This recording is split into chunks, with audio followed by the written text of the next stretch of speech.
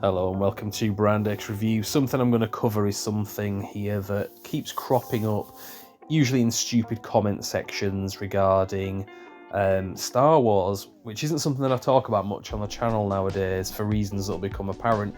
It's not a franchise that I have any interest in. I like the original 3 movies, and I was making a point the other day that Disney Star Wars isn't made by or for fans of Star Wars. It's made by and for woke activists who think that Star Wars is kind of cool. That seemed to really annoy a lot of people. But I mean, we can give examples, whether it's Kathleen Kennedy and her little friends donning t-shirts that say the Force is female, or whether we have this most recent example of woke stupidity from one of the main actresses from a recent Star Wars TV show. I'll play the clip, you've probably already seen it, but here goes. When people watch The Hate U Give, what do you want them to walk away with? Because I know everyone has a slightly different feeling. Well, I mean, white people crying actually was the goal. It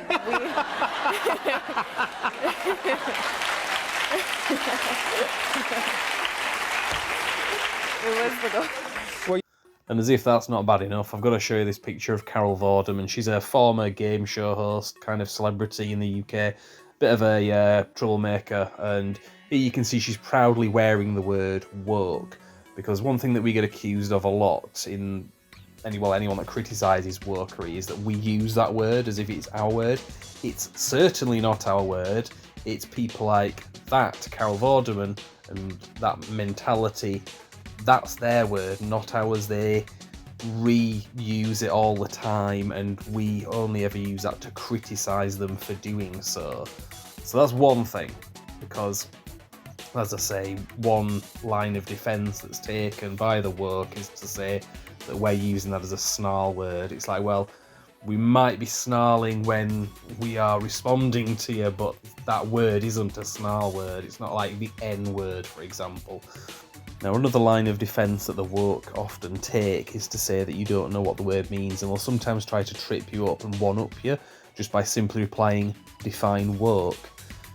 Unfortunately, they can kind of be barking up the right tree there, because a lot of the people are actually arguing with them. A lot of the time, they don't actually know what it means. They know it's bad, which is fine, but they don't know exactly what it means. So if you ask them to define it, they might say, oh, it's politically correct. It's like, that is not what it means at all. Some time ago on our website, thegramophonemmind.com, I wrote this little piece, I'll just go back to it, where Eric Kaufman, the professor of politics at Birkbeck College University, in an interview, I remember him describing it as the sacralisation of historically disadvantaged race, gender and sexual minorities. And there's a lot to kind of take out of that as well. It's the sacralisation part, and it's the historically, not currently part that's important to state there. So I think once you answer with that, they don't really have much to kind of get you on if you can actually define it in those kind of terms. So with that in mind, like I say, there's quite a lot of common counter-arguments that are made when we're criticising them, but the woke activists that Disney Star Wars is made by and for often will try to defend their doing so, their kind of ideological capture of the property of Star Wars, stating that George Lucas himself was woke and inserted wokery into those original movies. He said that it was all about being woke. And you see comments like this, you know the inspiration of the originals by Lucas are woke, right? Kind of a bit of truth to that, but maybe not for the reason why the person that wrote this is thinking. George Lucas very openly and obviously based Star Wars, he based it on a lot of things, but the plot design, the universe, the designs of, for example, Darth Vader's helmet, the feature of stormtroopers on the Second World War. Now, something that you should know about the whole idea of being woke or awake, this is something that was heavily adopted by the Nazis, which George Lucas obviously was inspired by in terms of them being the bad guys. This phrase, erwacht, which means awake, was donned very prominently by the Nazis. It went back to, I think it was a poem that Hitler was a fan of. It was everywhere. And in fact, speaking of Star Wars and Lucas, it's actually featured in the background in Indiana Jones and the Last Crusade. Remember the bit where Indiana Jones accidentally bumps into Hitler? It's kind of like a goofy moment. It's kind of supposed to be funny at the same time. These flags are in the background. You'll see it. Just a bit of a side note there, because I happened to be watching the Indiana Jones movies recently and I noticed it. It got me thinking, not to say that anyone who claims to be woke is a Nazi. Obviously, that's not what's being said here at all.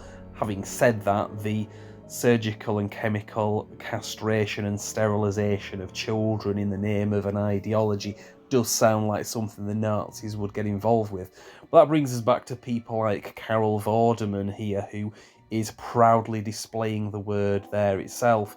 We do know what this word means, we know exactly what it means, we know where it originates from, we know the dodgy history to it as well.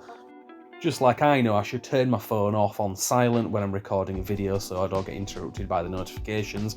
But going back to the point, so you get this kind of thing cropping up, the same kind of questions from the same kind of woke idiots saying, you know, that the inspiration of the original Star Wars movies by George Lucas were woke.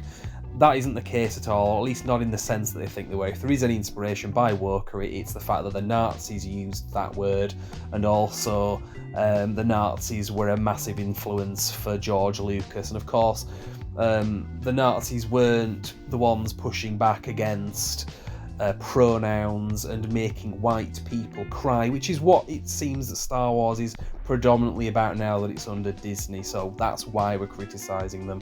Now, I don't usually respond on social media to comments like that. I just leave them pretty much, but I thought it'd be worth bringing it up here because it's a pretty good video to kind of cover this and get into the nitty-gritty of it.